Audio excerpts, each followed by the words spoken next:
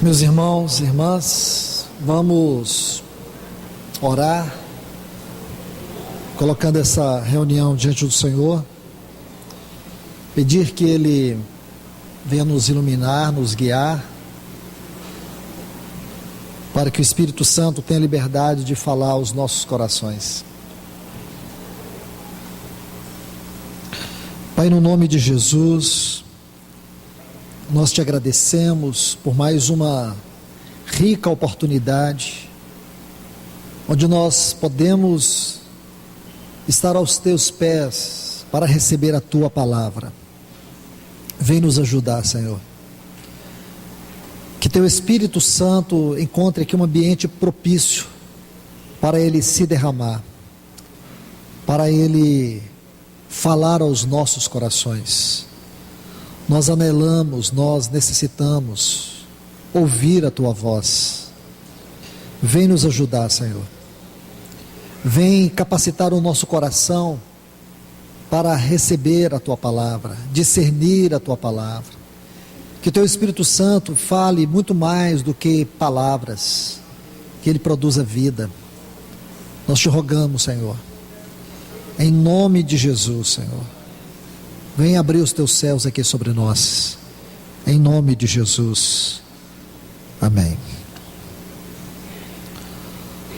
Meus irmãos, vamos abrir as Bíblias aqui, em Isaías, capítulo 21, versículo 11, profecia contra Dumá.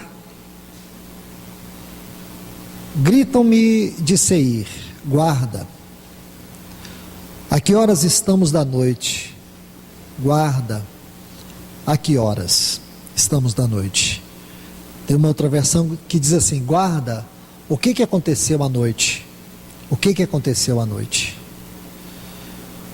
Ambas as versões vão nos levar a um ponto fundamental sobre essa palavra noite. Então, meus irmãos e irmãs, com a ajuda do Senhor, eu quero compartilhar com vocês uma série de palavras acerca desse tempo do fim. O nosso encargo aqui, tanto de ministrar como de receber a palavra nesses dias, vai gerar em torno das 7 trombetas. Mas antes disso, nós precisaremos ver alguns pontos que constituem toda a verdade contextual, toda a base contextual. Podemos chamar isso dos pilares da interpretação. Então, vamos ler mais uma vez esse texto, porque ele é o ponto de partida.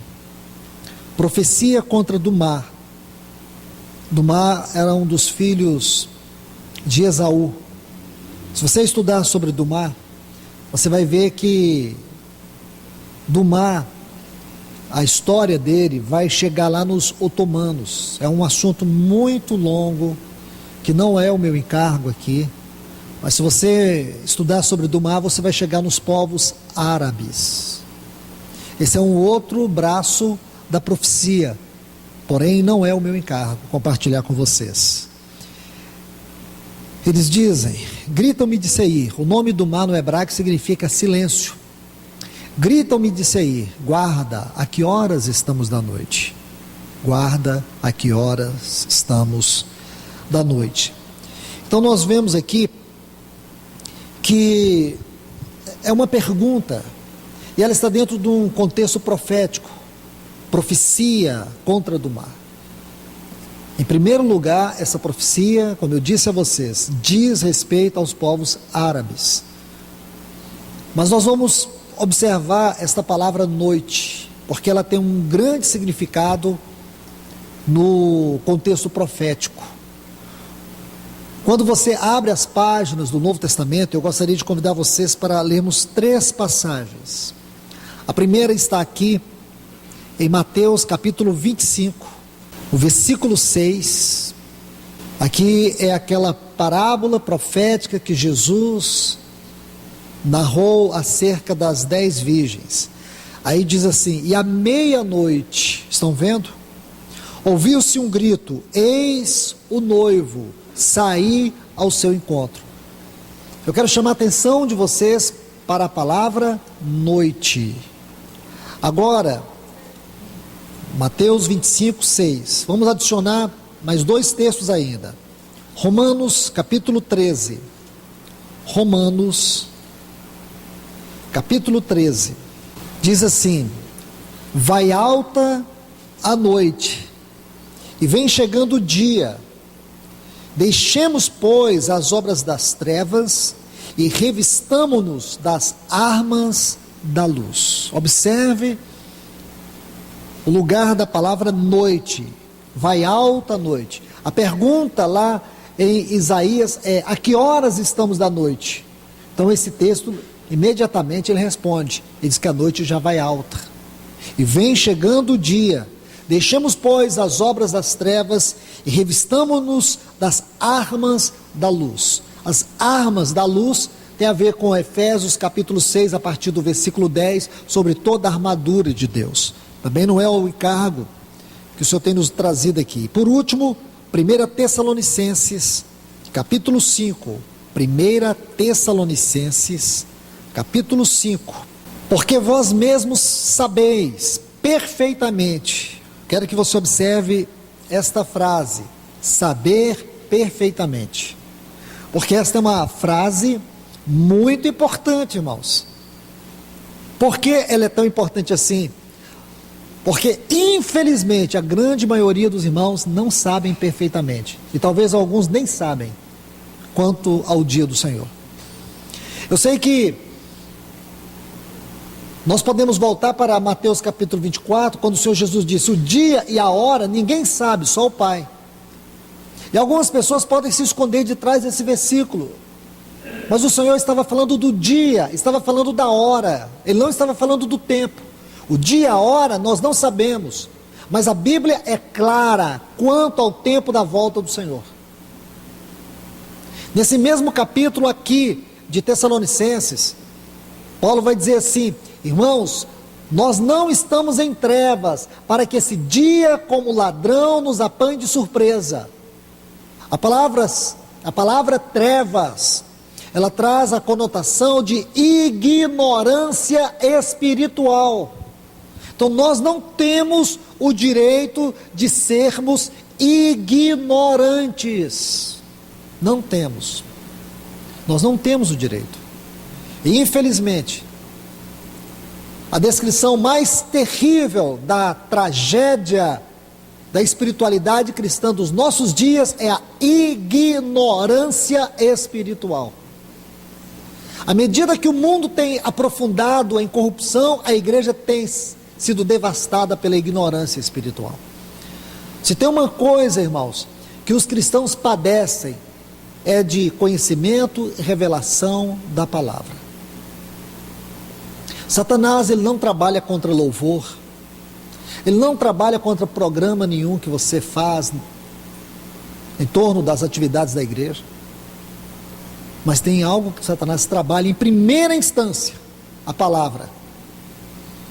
A palavra é o primeiro item da agenda de Satanás em relação à igreja, porque a igreja pode investir na oração, pode investir na adoração, pode investir no ensino, no ministério, no que ela quiser investir, mas se este fundamento não estiver muito bem alicerçado na vida prática da igreja, a igreja sempre estará fadada ao fracasso.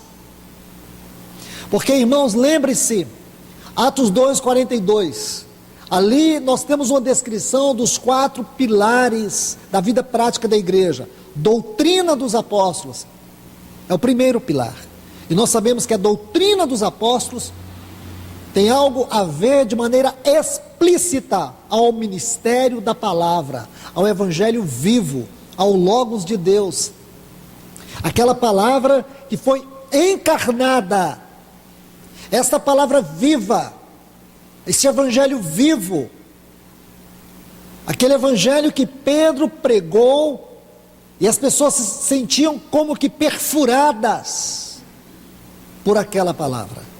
É essa palavra, irmãos, que tem que estar na igreja, e é contra esta palavra que o inferno batalha. O mais, irmãos, o mais tem que vir daí, doutrina dos apóstolos, comunhão, partir do pão e orações. Podemos investir na comunhão com todas as nossas forças, mas se nós formos pobres, se não tivermos o ministério da palavra, comunhão vai virar relacionamento social. Nós podemos investir na mesa do Senhor, na obra do Senhor Jesus, na pessoa do Senhor Jesus, tudo que Ele fez, tudo que Ele é, podemos investir em tudo isso, mas se nós não tivermos a palavra, isso vai virar ritual. A mesa do Senhor vai virar ritualismo. Podemos colocar a oração como a primazia da igreja, primazia da vida prática da igreja. Porém, se esta oração não for fundamentada pela palavra, pelo ministério da palavra, sabe o que a oração vai virar? Um negócio. Nós vamos usar a oração para fazer negócio com Deus. Vamos usar a oração em benefício próprio e nunca como um relacionamento profundo com Deus. Nunca a oração vai nos levar às profundezas de Deus, e sim às nossas mais tristes necessidades. Então, irmãos, por esta razão, a igreja precisa entender que o ministério da palavra é o primeiro fundamento da vida prática, como está em Atos 2:42. Agora, por favor, voltemos aqui a nossa atenção para a palavra noite. Essa palavra tem o seu lugar, essa palavra é muito importante, porque nós estamos vivendo esta noite. Esta noite, ela tem a ver com o tempo, com o kairós de Deus. A vinda do Senhor, irmãos, não é cronológica. Tem gente marcando o dia e a hora do Senhor voltar, isso é tolice. A volta do Senhor não tem a ver com cronos, com cronologia. Você pode fazer a matemática que você quiser, isso é tolice. A volta do Senhor é um kairós. Não adianta você ficar ouvindo sonhos de irmãos, que o que mais tem acontecido nesse tempo é sonhos. Você precisa voltar os seus olhos, o seu coração para a palavra. Uma outra coisa, agora surgiu uma nova moda. Pegaram aquele texto lá de Apocalipse capítulo 8, aí eles estão pegando aquela meia hora de silêncio lá no céu, estão ensinando, veja que barbaridade, estão ensinando que essa meia hora é o que está faltando para a volta do Senhor Jesus. É outra tolice, isso é vilipendiar a palavra. Essa meia hora não tem nada a ver com a volta do Senhor Jesus. Está incluída no contexto, mas não exatamente relacionada com a volta do Senhor Jesus, porque o contexto ali tem a ver com o ministério de oração da igreja, antes que as trombetas toquem, e depois que essa oração subiu ao trono de Deus, aí começa-se as 7 trombetas. Então o contexto ali tem a ver com oração, e não com a vinda do Senhor. Em primeiro lugar, oração. E o que está espalhando, irmãos, o que eu tenho recebido de mensagem de irmãos de vários lugares do Brasil, por causa desses 30 minutos lá no céu, vocês não fazem ideia. Como que a igreja fica atormentada com essas coisas. E as visões, e os sonhos. Irmãos sonham, aí gravam vídeo, espalham isso pela internet, os irmãos ficam enlouquecidos, mas eles não ficam estarrecidos quando leem textos como estes. Não ficam chocados, não ficam impressionados. Quando as profecias se cumprem, ninguém fica impressionado. Agora, se um irmão sonha, todo mundo fica impressionado. Sabe por quê? Ignorância espiritual, trevas. Paulo disse: irmãos, vós não estáis em trevas, para que esse dia como ladrão vos apanhe de surpresa. O despreparo da igreja é uma tragédia hoje, irmãos. É uma tragédia.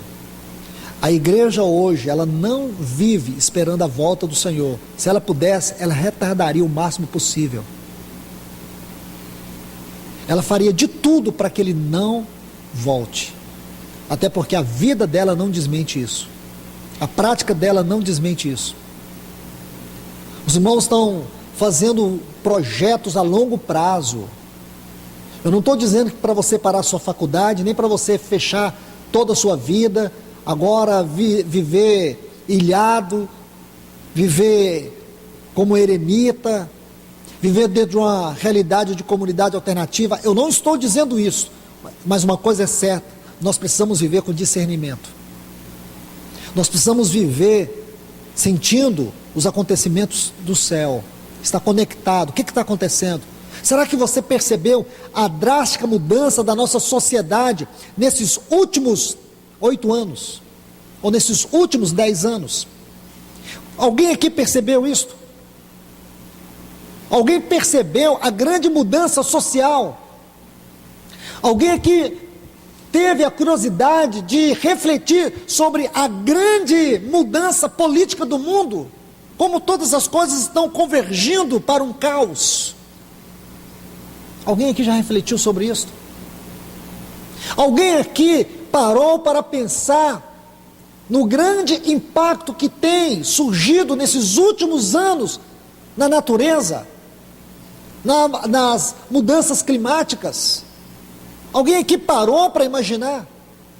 Alguém aqui já teve algum tempo pensando como a promiscuidade, a corrupção e a violência estão numa escala assustadora?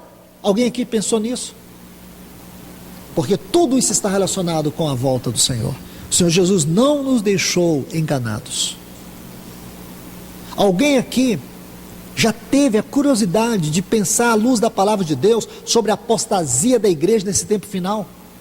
Como Satanás está amarrando, como Satanás está travando, como Satanás está aprisionando, como Satanás está desgastando os santos nesses últimos dias, como diz lá em Daniel capítulo 7. Então, irmãos, se nós gastássemos tempo sobre essas coisas, não ficaríamos perdendo tempo com essas balelas.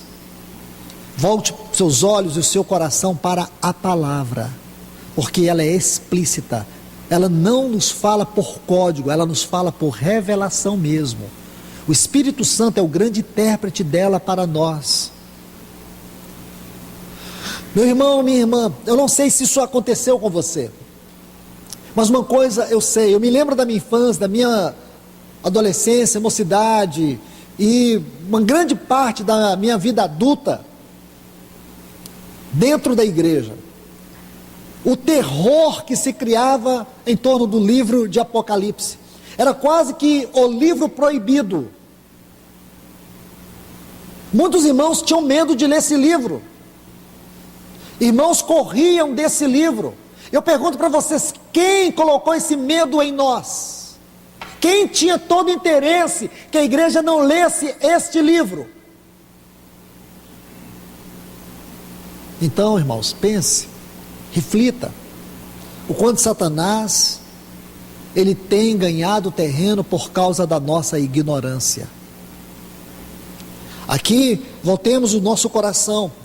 Primeiro texto, Mateus 25, 6, à meia-noite, ouviu-se um grito, eis o noivo. Você sabe que esta parábola das 10 virgens, ela é uma continuidade do assunto que começa no versículo 46, do capítulo 24 do Evangelho de Mateus, sobre a parábola do servo prudente, que no final ele se torna imprudente. Você vai ver que o versículo 1 do capítulo 25 começa assim: então, dentro da gramática, isso aponta para um tempo. Aponta para um tempo, isto é, naquele tempo. Então, se começa então, aqui, naquele tempo, significa claramente que ele está continuando o assunto. Ele vinha falando do servo prudente, a quem o Senhor confiou todos os seus bens. Aí tem uma conjunção adversativa que estabelece o contraste, que diz assim: mas, se aquele servo... Aí vai dizer, se aquele servo se tornar infiel, começar a espancar os seus conservos, a beber, a embriagar, virá o Senhor daquele servo em dia e hora que ele não sabe, e castigá-lo-á, e lançará a sua sorte com os infiéis. Aí inicia a parábola do capítulo 25. Então, naquele tempo, ele está apontando para um tempo, o tempo da vinda do Senhor. O reino do céu será semelhante a 10 virgens, 5 prudentes. Olha a palavra novamente aqui, que descreve o primeiro estágio daquele servo, porque fala de uma pessoa que pode sim servir o Senhor, amar o Senhor, uma pessoa regenerada, Mas uma pessoa regenerada pode decair da graça. Em que sentido ela pode decair da graça? O que está escrito em Hebreus: o justo viverá pela fé. Mas se ele retroceder, o que o Senhor diz? A minha alma não estará com ele. Aí o escritor aos Hebreus diz: nós não somos daqueles que retrocedem. Então o cristão pode retroceder? Pode, mas ele vai sofrer dano. Ele vai sofrer dano. E esse tempo, irmãos, esse tempo que nós estamos vivendo é esta noite. A noite descrita nesses textos. Esse tempo de trevas, de uma terrível ignorância. Esse tempo de apostasia, de opróbrio. E muitos não querem acordar. O mundo tem sido extremamente atraente. E o mundo, com todas as suas armas, com todas as suas sutilezas, tem preenchido todo o tempo, todo o espaço da nossa vida, e não tem sobrado nada para Deus. As pessoas trabalham demais, as pessoas não têm tempo para oração, não têm tempo para a palavra, não têm tempo para colocar o seu coração no céu, porque ele está todo entulhado pelas coisas da terra. Você pode trabalhar, você pode ser a pessoa mais ocupada, você pode ter a maior responsabilidade aonde você trabalha, pode ter responsabilidade na sua casa, pode ser quem você for, em que atividade for, fazer o que você tiver de fazer. Mas uma coisa você precisa guardar, o que está em Provérbios: sobre tudo que se deve guardar, guarda o teu coração. E a grande tragédia é essa: os cristãos não estão guardando o coração. O coração como sede das nossas emoções, dos nossos afetos, da nossa personalidade. Estamos sendo formados e conformados e transformados pelo mundo, o que está errado. Do mundo nós já saímos. O mundo é uma entidade terrível, entidade satânica, que tem um poder devastador. Então nós temos que ter consciência disso. Chegou a hora, chegou o tempo. Meus irmãos, nunca a sociedade viveu como nós estamos vivendo. E a palavra de Deus aponta para isso, as profecias mostram isto.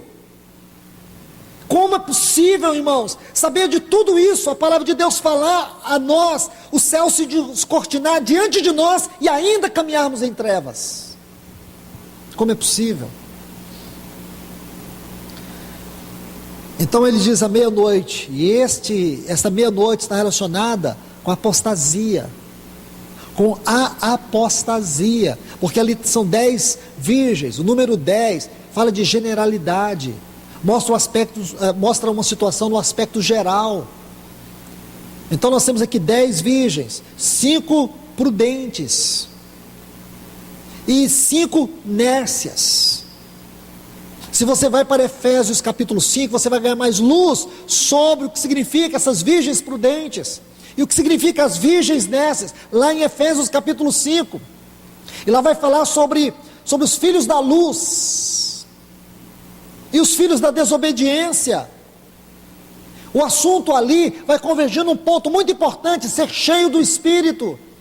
E aqui nós temos no contexto de Mateus capítulo 25, o azeite, que é uma figura do Espírito Santo, e as virgens nécias, elas não tinham azeite suficiente nas suas lamparinas. Veja isso, irmãos, que quadro nós temos aqui.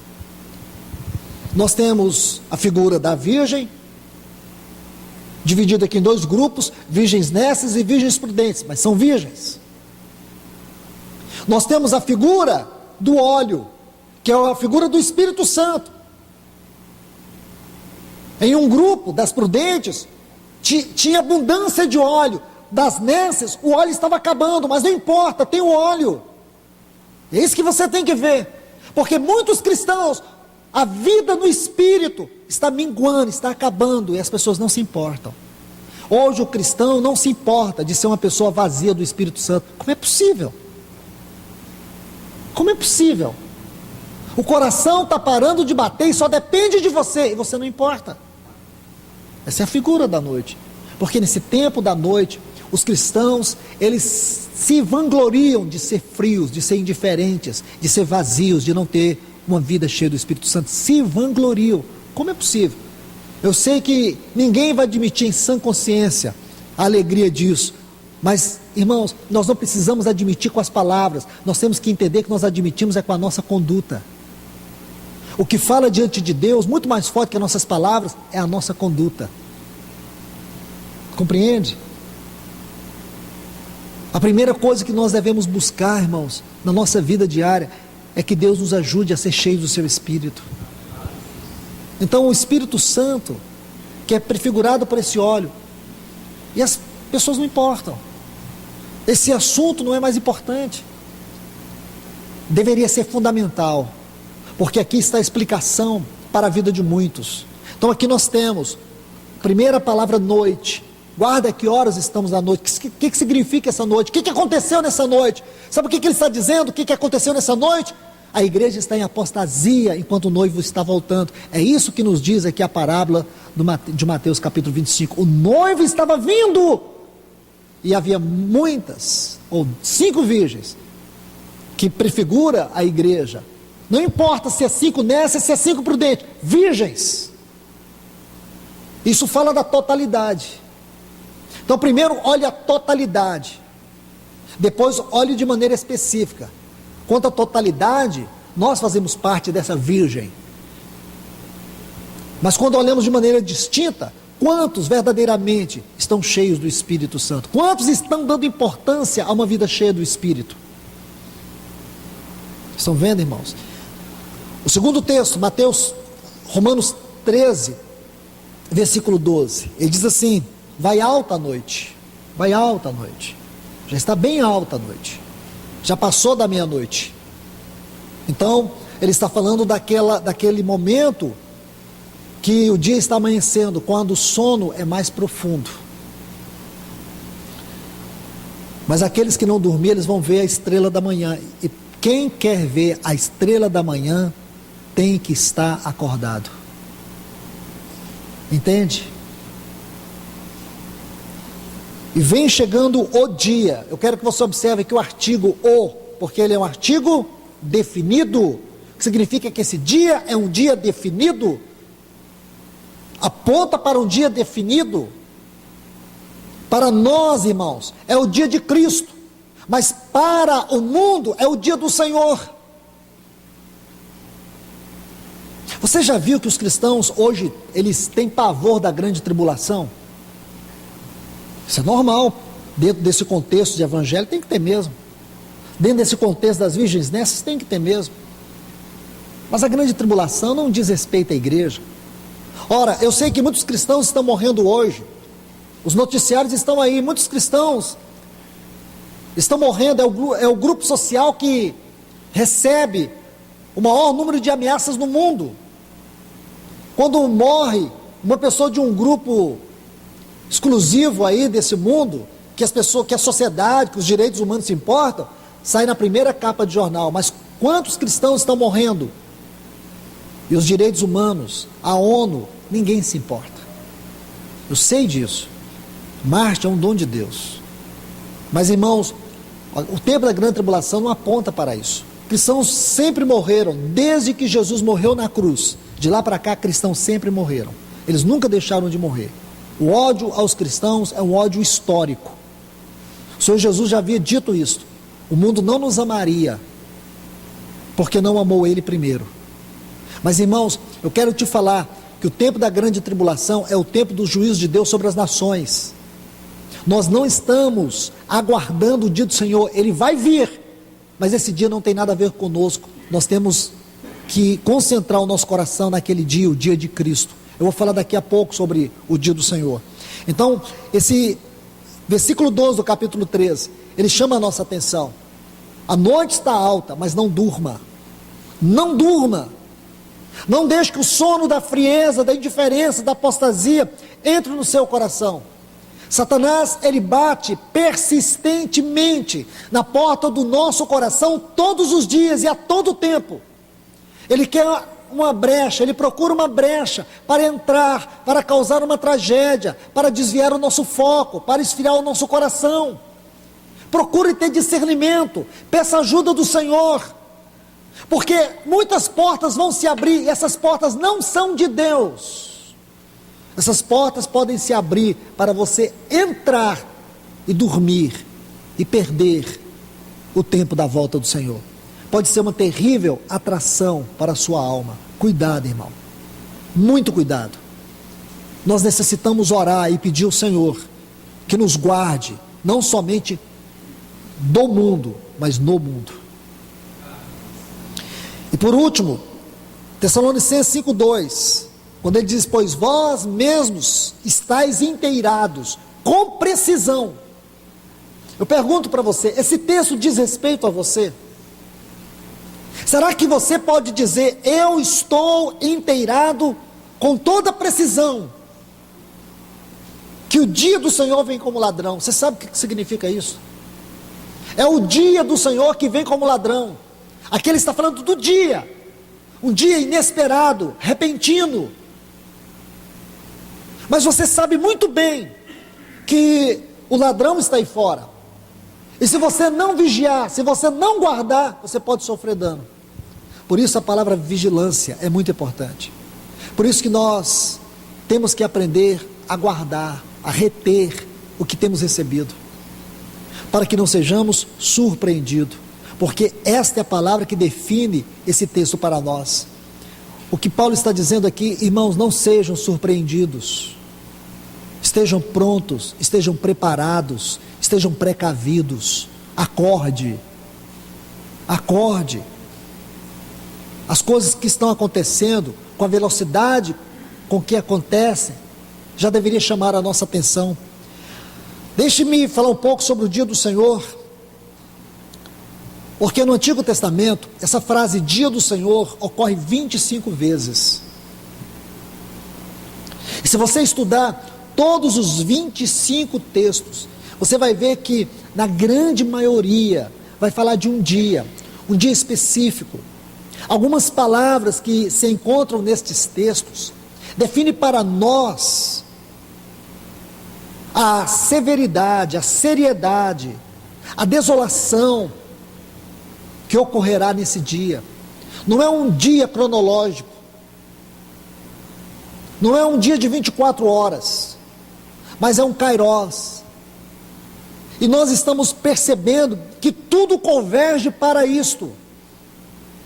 O mundo de maneira climática, o mundo de maneira social, o mundo em todas as suas esferas caminha para esse grande dia. Os especialistas sérios, sóbrios, eles aguardam com grande expectativa a própria devastação da sociedade. Eles sabem que daqui a algumas décadas será impossível existir nessa terra. Então, meus irmãos, não é olhando nesta direção, é olhando pela palavra de Deus, que nós temos que entender que tudo está acontecendo como uma plataforma para este tempo, para esse dia. Vem comigo, vamos ler a partir de Isaías capítulo 2, versículo 12. Se você quiser só anotar, eu vou lendo para que nós ganhemos tempo. Alguns textos a gente vai parar para vermos alguns detalhes. Isaías capítulo 2, versículo 12. Diz assim: porque o Senhor dos Exércitos, porque o dia do Senhor dos Exércitos será contra todo soberbo, altivo, e contra todo aquele que se exalta, para que seja abatido. Vamos para o outro texto, capítulo 13 de Isaías, versículo 6, olha o que diz: uivai, gritai. Interessante que essa palavra no hebraico é grito de desespero, gritai, pois está perto o dia do Senhor. Vem do Todo-Poderoso com assolação. Essa palavra assolação aqui fala de violência, fala de devastação, fala de um terrível estrago. Agora, olha o versículo 9: eis que vem o dia do Senhor, dia cruel, com ira e ardente furor, para converter a terra em assolação. A mesma palavra aqui fala de desolação, de horror, de assombro. e dela destruir os pecadores. Veja que são frases pesadas, carregadas. Ninguém está esperando esse dia, irmãos. Se você sair aí pelas ruas, for num shopping agora, você vai ver as pessoas.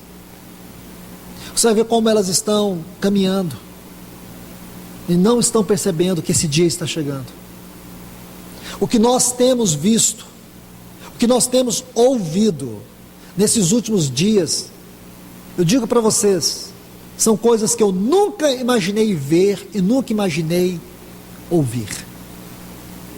Uma devastação atrás de outra. E é incrível como a mentalidade está engessada, logo as pessoas esquecem, logo elas esquecem. O que está acontecendo hoje, naquela região da Síria, Iraque, toda aquela devastação produzida pelo Estado Islâmico, eu nunca imaginei que eu pudesse ouvir, embora não vi, porque não quis, mas isso está na internet, onde o Estado Islâmico coloca vídeos mostrando crianças matando pessoas, executando. Imagine, irmãos, que os nossos filhos, se eles quiserem, a qualquer momento eles podem entrar e ver essas coisas. Nós vivemos dentro de uma sociedade hipócrita, jogos violentos, filmes encharcados de apelos imorais, propagandas a todo momento, a cada minuto. Uma criança que fica o dia inteiro na frente de uma televisão, quando ele vai dormir à noite, a sua mente está entulhada de promiscuidade e violência. O que você espera dessa criança amanhã? É assim que a nossa sociedade, é assim que as nossas crianças, assim que as crianças da nossa geração estão sendo formadas, porque existe um espírito das trevas, um principado, uma potestade, os dominadores deste mundo estão governando sobre toda a esfera de sistema que há nessa terra. E a igreja, irmãos, sabe como que ela está? Ela está como aqueles profetas no tempo de Elias, ela está dentro de cavernas sendo alimentada por pão. Nós cultuamos, nós vivemos como se nada estivesse acontecendo e como se nada fosse acontecer. As coisas estão acontecendo, irmãos, é debaixo dos nossos olhos.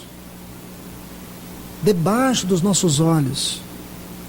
Se você ficar fissurado em notícia, em jornal, se você não tiver o Senhor, você se deprime. Olha essa notícia que estão falando da possibilidade desse piloto ter destruído aquelas 150 pessoas, ao troco de quê? Mas isso é simplesmente a pequena página de um jornal que tem centenas de páginas ainda para serem viradas.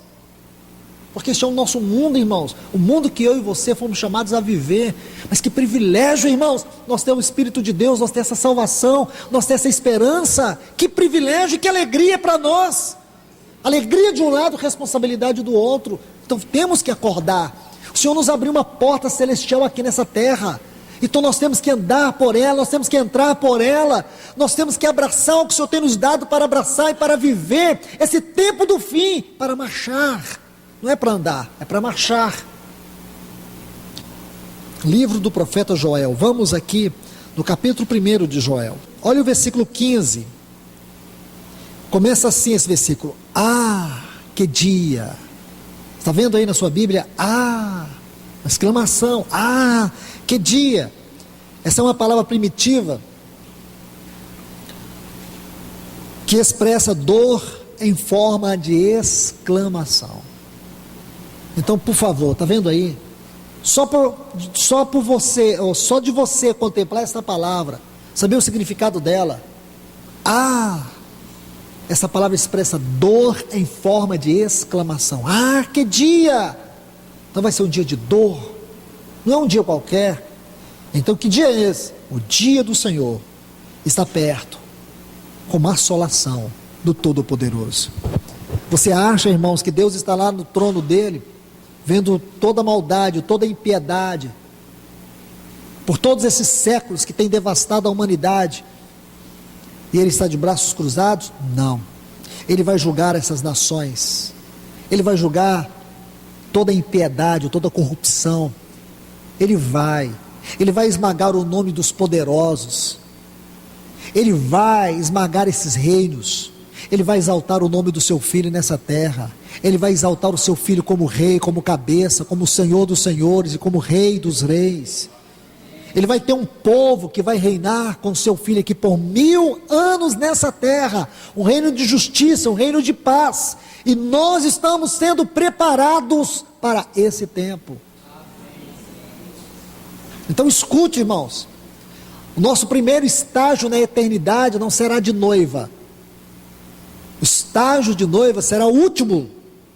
Nesse primeiro estágio nós vamos reinar com Cristo por 1000 anos, por 1000 anos, faremos parte do seu governo terrenal, com uma característica celestial.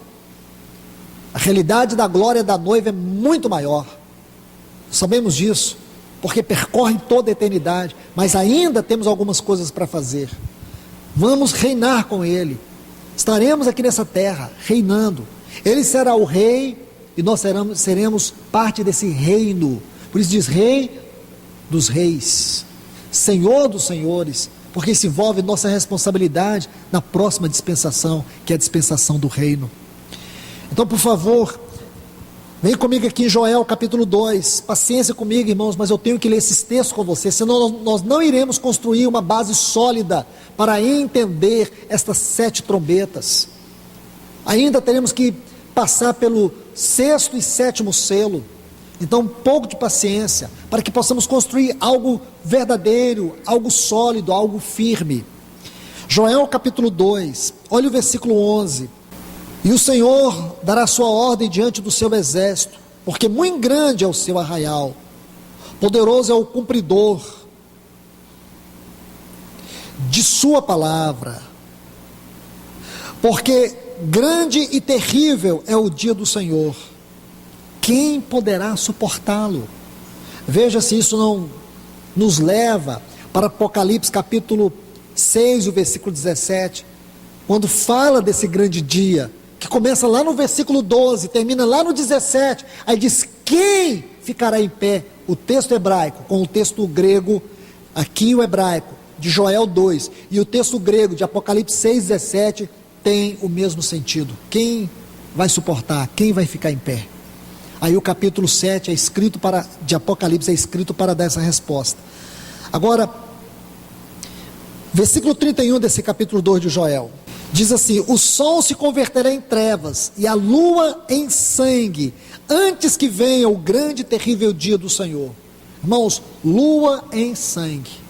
Nesses últimos dias, esse tem sido um dos grandes assuntos, O problema do cristão é o misticismo, que o cristão, quando ele vê essas coisas, ele fica místico. Nós temos uma característica essencialmente mística, mas não podemos extravasar isso na nossa carne. Só o Espírito Santo, controlando nossa vida, pode nos levar a esse ponto misterioso, a esse aspecto misterioso. E o objetivo não é esconder nada, é revelar.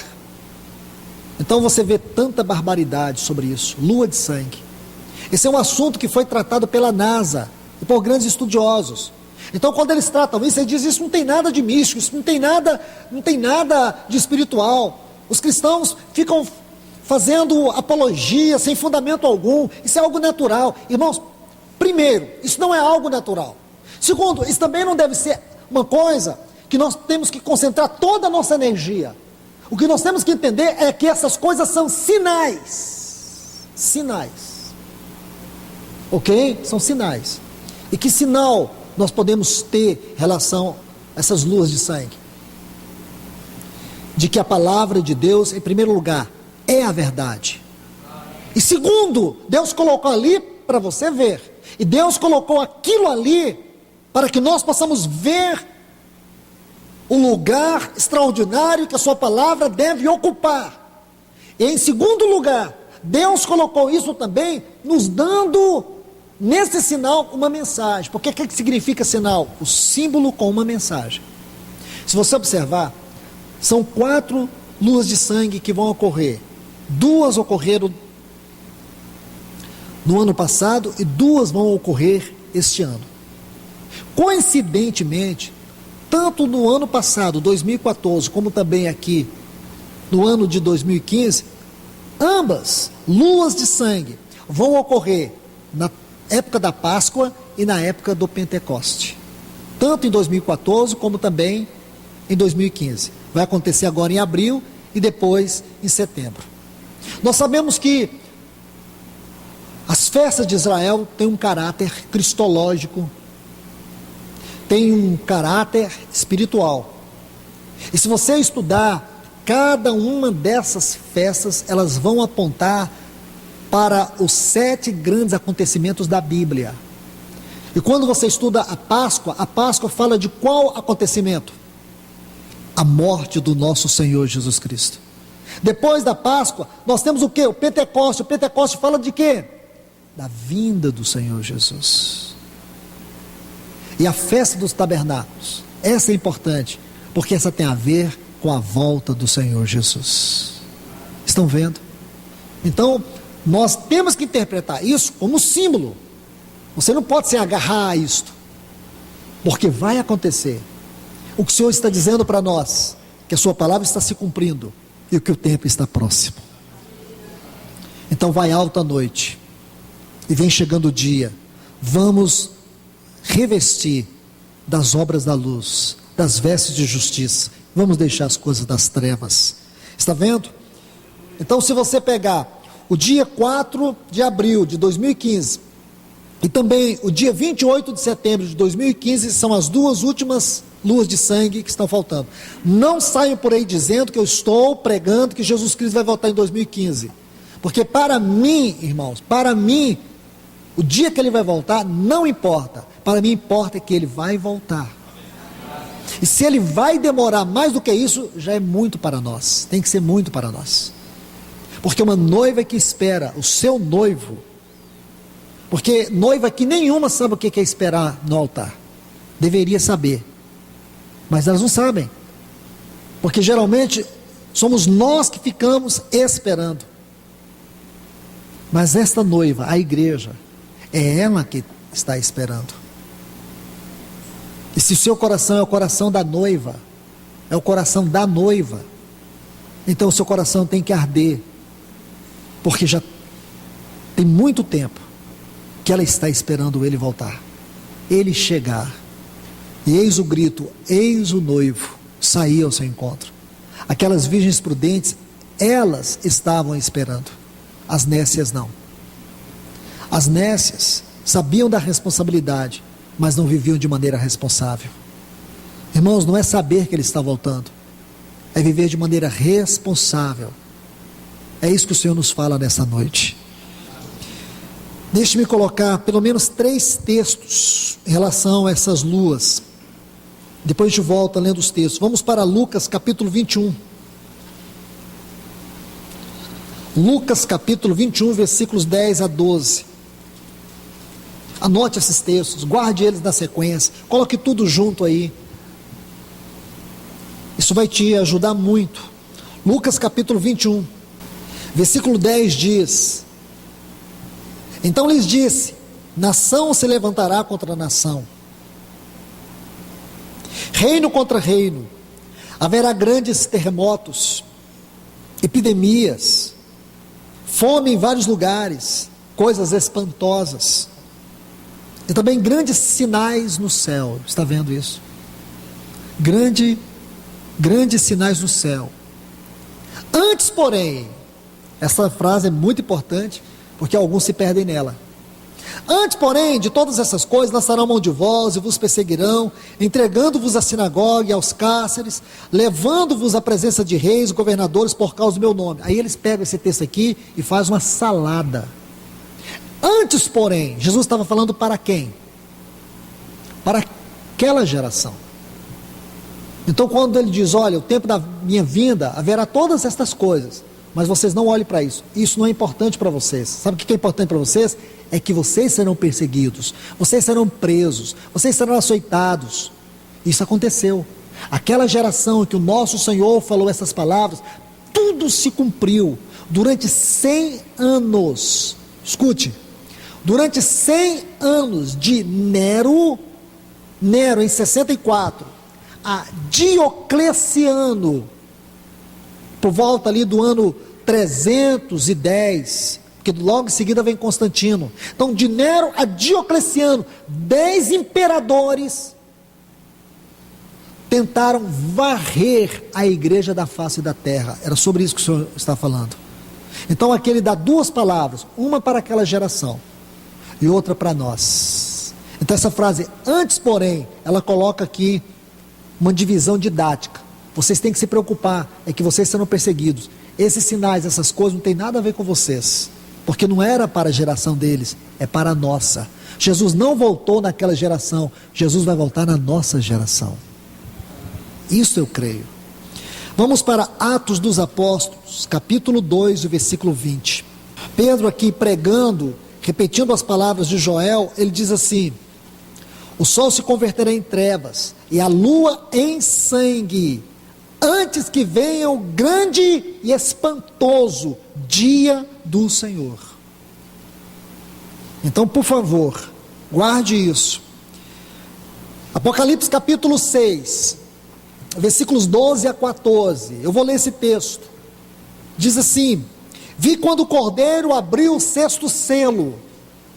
Então olhe bem, irmãos, alguns selos serão abertos. Se você estudar Apocalipse capítulo 6, nós vamos ter 7 selos, e estes selos, eles têm algo a nos dizer. Aqui nós vamos ver toda a história desses 2000 anos, numa síntese profética nestes selos, tudo que aconteceu, tudo que realmente constitui os pontos fundamentais para que nós venhamos entender as trombetas e especialmente o tempo da volta do Senhor, e especialmente também um ponto que eu preciso colocar, o dia do Senhor. O que significa esse dia do Senhor? Então, por favor, entendam isso. Meus irmãos e irmãs, olha o que diz: vi quando o Cordeiro abriu o sexto selo e sobreveio um grande terremoto. Então, eu quero que você entenda que Apocalipse vai falar de 4 grandes terremotos com proporções tão devastadoras como nunca houve na história da humanidade. Serão 4. Um é este aqui, no sexto selo. Aí diz assim: o sol se tornou negro como um saco de crina, e a lua toda como sangue. As estrelas do céu caíram pela terra, como a figueira. A palavra estrela aqui, irmãos, é uma palavra que tem um sentido genérico. É aster, fala de asteroide. Então não pense nas estrelas como nós conhecemos, mas a palavra aqui tem um sentido genérico, é aster, asteroide. As estrelas do céu caíram pela terra, como figueira, quando abalada por vento forte, deixa cair seus figos. E o céu se recolheu como pergaminho quando se enrola. Então todos os montes e ilhas foram movidos do seu lugar. Então veja que todas essas passagens, nós vemos aqui o sol e a lua tendo impacto, a lua se escurecendo. Mas não apenas isso, nós vemos aqui um abalo generalizado dos astros e também da própria estrutura da terra.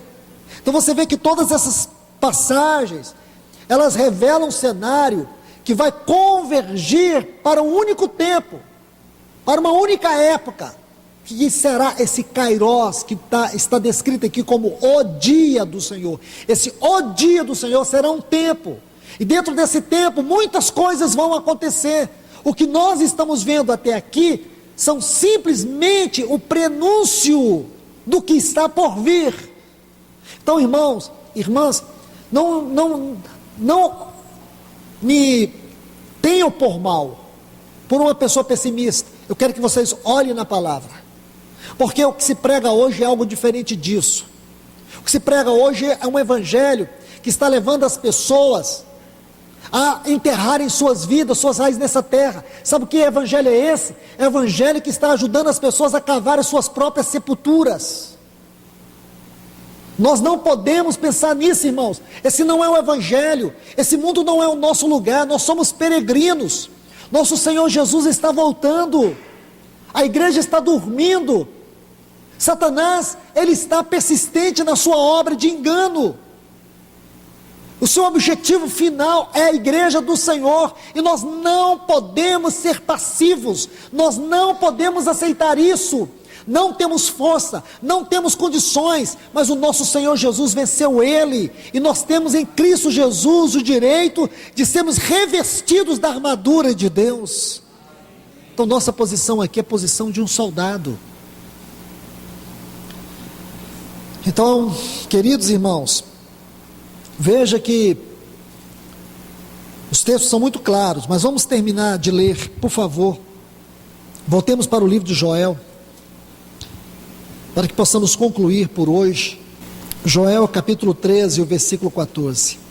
Multidões e multidões no vale da decisão, porque o dia do Senhor está próximo, no vale da decisão. Muito claro esse texto.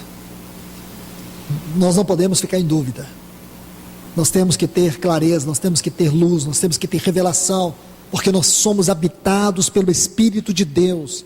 O Espírito de Deus é aquele que perscruta a mente de Deus, as profundezas de Deus, e o que o Espírito Santo mais quer é poder revelar tudo para nós, é não nos deixar em trevas, é não nos deixar em ignorância. Então você vê, esse vale da decisão é uma frase descritiva daquilo que nós estamos vivendo, desse tempo que nós estamos vivendo. Nós temos que tomar uma posição firme, nós não podemos estar em dúvida, porque não estamos em trevas, porque o dia do Senhor está prestes a acontecer.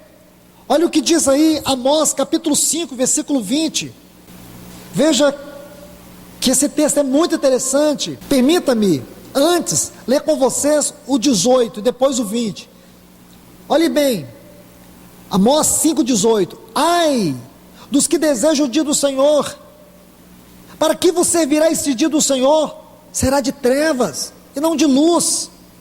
Versículo 20, não será o dia do Senhor de trevas e não de luz, escuridão, onde não há resplendor?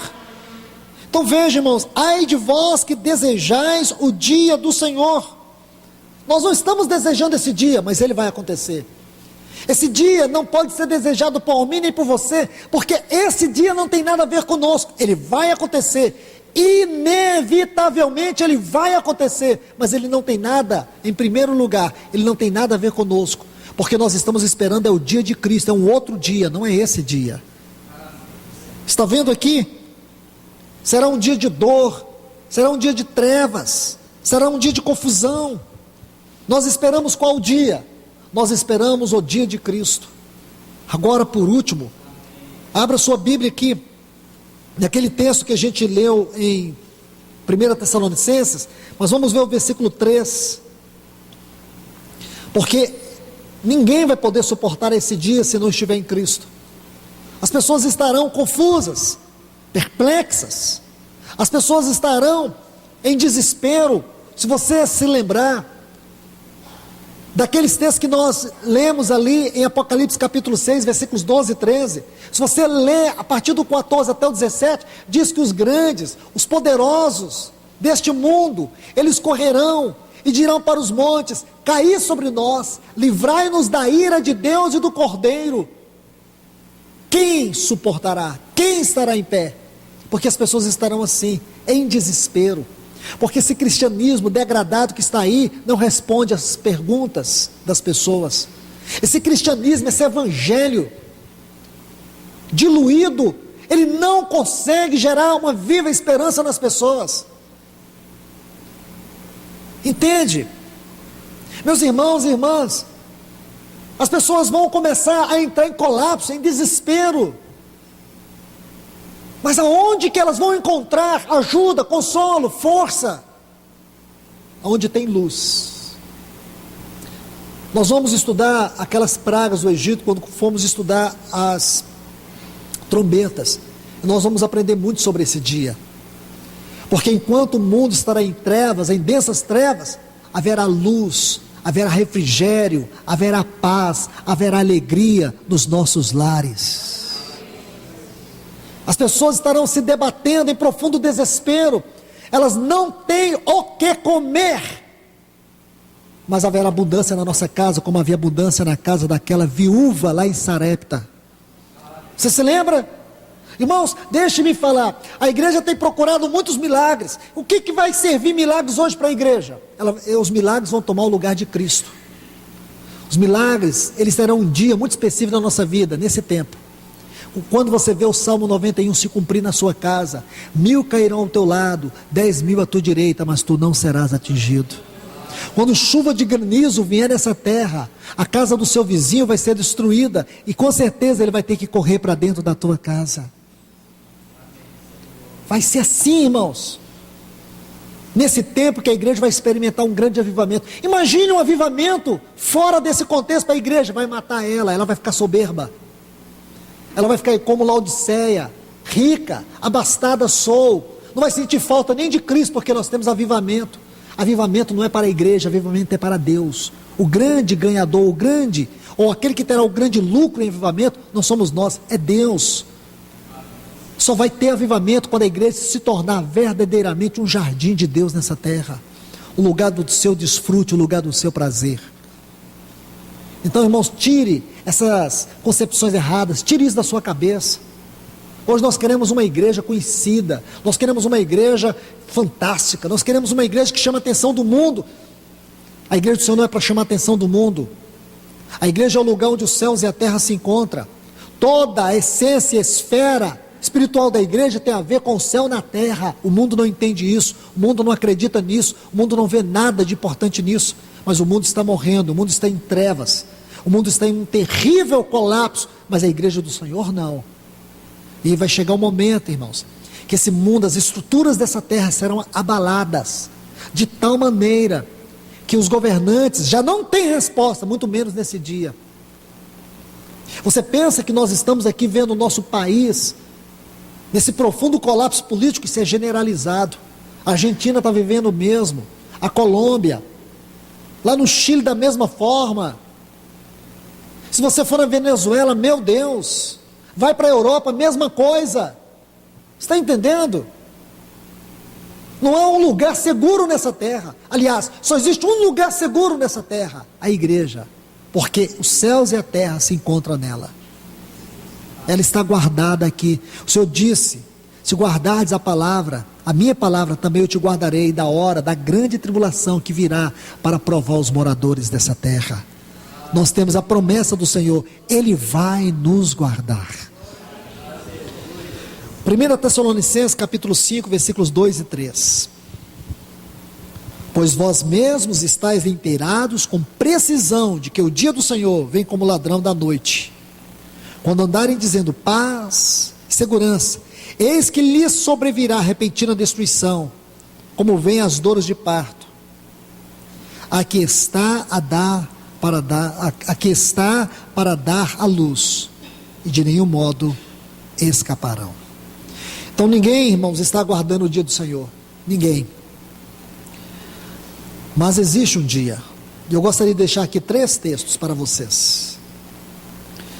E esse dia é o dia que nós estamos aguardando. É o dia de Cristo. O dia do Senhor tem a ver com o mundo. Dia de destruição, dia de desolação, dia de espanto, dia de juízo, o dia da grande ira de Deus sobre toda pecaminosidade, impiedade, corrupção do homem. E provavelmente esse será o tempo da grande tribulação. Isto é o que eu creio. Se você me pergunta, irmão, e a igreja vai ser arrebatada antes, durante ou depois? Bom, eu não sei. Eu sei que ela vai ser arrebatada. E eu sei também que se ela não vai ficar todo o tempo aqui, ela vai ter que ficar um tempo aqui. Não sei quanto tempo. Pode ser todo o tempo. Porque o tempo que a igreja vai ficar aqui, para mim não faz a menor diferença. O que vai fazer diferença é se a igreja estiver preparada, habilitada para viver esse tempo debaixo da cobertura das mãos de Cristo Jesus.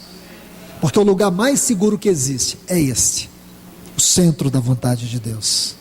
Se essa igreja estiver no centro da vontade de Deus, não tem inferno, não tem terremoto, não tem chuva de asteroide, não tem trombeta que possa atingi-la. A única trombeta que vai atingir a igreja é a última, quando ela ouvir o toque dessa última trombeta.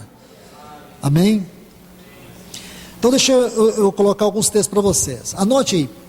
1 Coríntios, capítulo 1, versículos 7 e 8, quando Paulo diz assim: de maneira que não vos falte nenhum dom, aguardando-vos a revelação, a manifestação do nosso Senhor Jesus Cristo, o qual também vos confirmará irrepreensíveis, isso é, para seres irrepreensíveis no dia do nosso Senhor Jesus Cristo.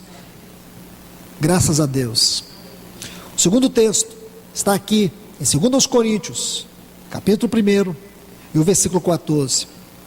Ele diz: como também já em parte nos compreendeste que somos vossa glória, como igualmente sois a nossa, no dia do nosso Senhor Jesus Cristo. Veja que a atmosfera é completamente diferente. Mais 2 textos aqui em Filipenses para concluir.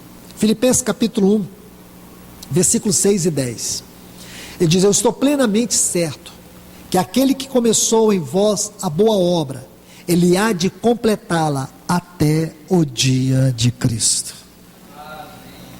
Para provardes as coisas excelentes e para viverdes de modo sincero e inculpáveis para o dia de Cristo. E por último, ainda aqui em Filipenses capítulo 2, versículo 16, ele diz: preservando a palavra da vida, para que no dia de Cristo eu me glorie de não ter corrido em vão e nem me esforcei inutilmente. Então aqui você vê que existe outro dia. Esse dia é o dia de Cristo, é o dia da igreja. É para esse dia que o Espírito Santo está nos conduzindo. Ele não está nos conduzindo para o dia do Senhor, ele está nos conduzindo para o dia de Cristo. Irmãos, veja o quanto estas palavras são, por um lado, uma solene advertência, mas por outro lado nós podemos ver de grande encorajamento. Que Deus nos abençoe, que o Senhor possa nos dar novas oportunidades de continuarmos estudando este assunto. Então nas quintas nós estaremos estudando aqui este assunto concernente à volta do Senhor. Hoje o tema foi o dia do Senhor e o dia de Cristo. Vamos, com a ajuda do Senhor, caminhando na medida que o Senhor vai nos conduzindo, nos permitindo, para entender cada detalhe de tudo que o Senhor tem para nós. Que Deus nos abençoe. Pai, no nome de Jesus, nós te adoramos e te agradecemos, Senhor.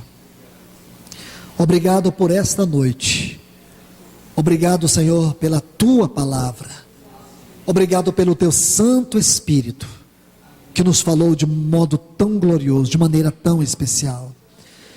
Senhor, nós saímos deste lugar com o nosso coração profundamente encorajados, com um senso de glória e pertencimento, de privilégio, de saber, Senhor, que nós não seremos condenados com este mundo, porque toda a nossa condenação, toda a nossa culpa, teu Filho levou, nele nós fomos julgados, ele recebeu a culpa, o castigo veio sobre ele, e agora, Senhor, nós estamos justificados, não há condenação para nós. Por isso nós podemos caminhar firmemente, alegremente, para o dia de Cristo Jesus. Abra os olhos da tua igreja, abra os olhos do teu povo, Senhor. Senhor, nos livra da ignorância, nos livra da frieza, nos livra da indiferença, nos livra da apostasia, dai-nos fome da tua palavra, dá-nos sede do teu Espírito, para que nós possamos beber deste rio. Encha-nos do teu Espírito, encha-nos da tua santidade, encha-nos da tua vida. Nós oramos, Senhor, oramos, ó Pai, agradecidos a Ti por esta noite, agradecidos a Ti pela Tua palavra, em nome de Jesus, amém, Senhor.